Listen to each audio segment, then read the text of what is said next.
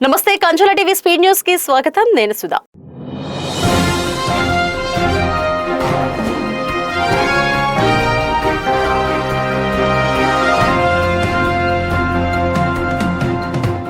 నెల్లూరులో నారాయణ నేత్రజ్యోతి ఉచిత కంటి వైద్య శిబిరాలు, దంత సురక్ష కార్యక్రమాలు విశేష ఆదరణతో నిరంతరాయంగా కొనసాగుతున్నాయి. రాష్ట్ర పట్టణ పురపాలక శాఖ మంత్రి డాక్టర్ పొంగూరు నారాయణ ఆలోచనతో ప్రారంభమైన ఈ సేవలు ఇప్పుడు పాఠశాల విద్యార్థులకు కూడా విస్తరించాయి. ఇటీవల నెల్లూరులోని విఆర్ మున్సిపల్ హైస్కూల్ విద్యార్థులకు ఉచితంగా కంటి పరీక్షలు నిర్వహించి కేవలం 3 రోజుల్లోనే కళ్లద్దాలను అందజేశారు.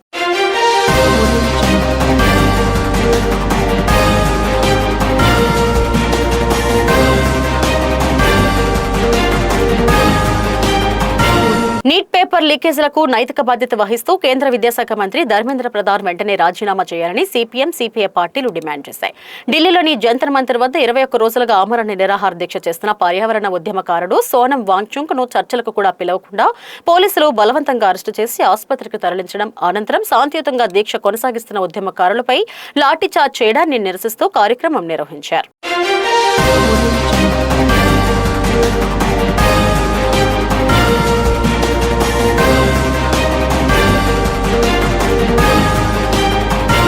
రోడ్డు ప్రమాదంలో తీవ్రంగా గాయపడి 2 కాళ్లు విరిగిపోవడంతో గత 8 నెలలుగా మంచానికే పరిమితమైన గుమ్మడి బొందల గ్రామానికి చెందిన వలపర్ల తిరుపతిరావు కుటుంబాన్ని జనసేన నాయకుడు సిద్ధు పరామర్శించారు.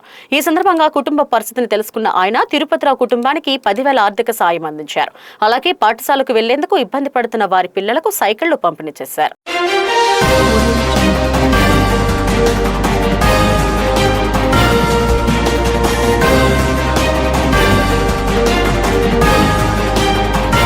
ప్రజల సమస్యలు పరిష్కారమై సంక్షేమ పాలన తిరిగి రావాలంటే వైఎస్ఆర్ కాంగ్రెస్ పార్టీ అధ్యక్షుడు వైఎస్ జగన్మోహన్ రెడ్డి మరోసారి ముఖ్యమంత్రి కావాలని మాజీ మంత్రి, ఉమ్మడి నెల్లూరు జిల్లా వైఎస్ఆర్సీపీ అధ్యక్షుడు డాక్టర్ కాకాని గోవర్ధన్ రెడ్డి అన్నారు. పొదలకూరు మండలం మహమ్మదాపురం గ్రామంలో మంగళవారం ఆయన పర్యటించారు. ఈ సందర్భంగా గ్రామస్తులు, రైతులతో మాట్లాడి వారి సమస్యలను అడిగి తెలుసుకున్నారు. యూరియా కొరత, విద్యుత్ సమస్యలు, గ్రామాల్లో అభివృద్ధి లేకపోవడం, ఉపాధి హామీ పనుల్లో వివక్ష వంటి అంశాలను గ్రామస్తులు ఆయన దృష్టికి తీసుకొచ్చారు.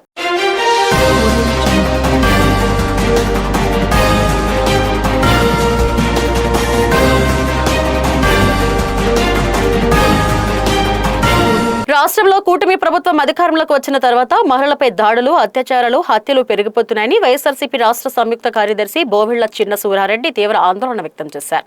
ఒక మహిళపై జరిగిన దారుణ ఘటన రాష్ట్రంలో మహిళల భద్రత ఎంత దయనీయంగా మారిందో చెప్పడానికి నిదర్శనమని అన్నారు. మహిళలపై దాడులు జరుగుతున్నా ప్రభుత్వం, పోలీసు యంత్రాంగం సకాలంలో స్పందించకపోవడం దారుణమని ఆయన విమర్శించారు.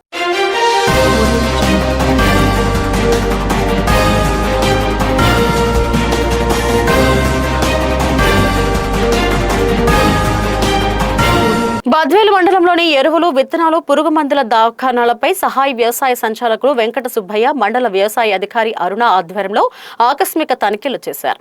స్టాక్ బోర్డు, స్టాక్ రిజిస్టర్లను పరిశీలించారు. రైతులకు ఎవరైనా ప్రభుత్వం నిర్దేశించిన ధరలకు ఎక్కువ ధరలతో విక్రయిస్తే వారిపై చట్టపరమైన కఠిన చర్యలు తీసుకుంటామని హెచ్చరించారు.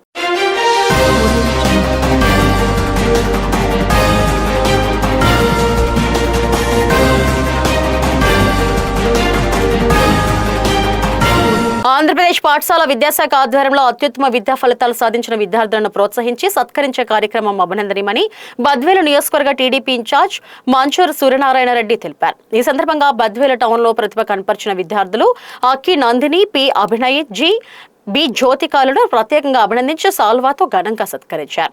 అదనంగా ఒక్కో విద్యార్థికి 5,000 రూపాయల ఆర్థిక బహుమానం అందజేశారు.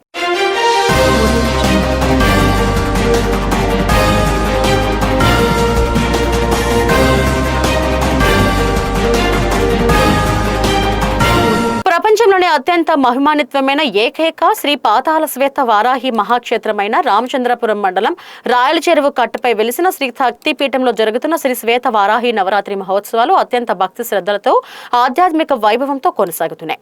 మహోత్సవాల 7వ రోజున శ్రీ వారాహి అమ్మవారికి పంచామృత అభిషేకం, విశేష అర్చనలు, మహామంగళహారతి, వైదిక మంత్రోచ్చరణల మధ్య ఘనంగా నిర్వహించారు.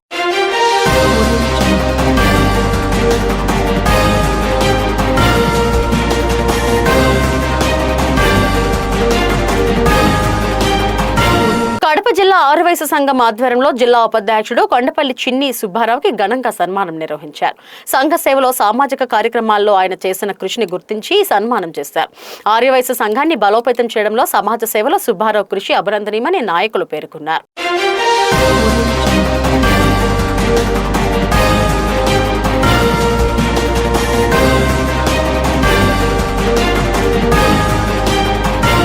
బద్వేలు రెవెన్యూ డివిజన్ పరిధిలోని వివాదాస్పద భూములు, డీకేటీ స్థలాలను దొడ్డిదారిన రిజిస్ట్రేషన్ చేస్తూ దళారీ వ్యవస్థను ప్రోత్సహిస్తున్న బద్వేలు సబ్ రిజిస్టర్ కార్యాలయ సిబ్బంది అక్రమాలపై జిల్లా స్థాయి అధికారులతో విచారణ చేపట్టాలని CPI ML liberation party demand చేసింది. స్థానిక రెవెన్యూ డివిజనల్ కార్యాలయంలో పార్టీ జిల్లా స్టాండింగ్ కమిటీ సభ్యులు ఎస్ చంద్రశేఖర్ ఆధ్వర్యంలో బృందం ఆర్డీఓ చంద్రమోహన్కి వినతి పత్రం సమర్పించింది.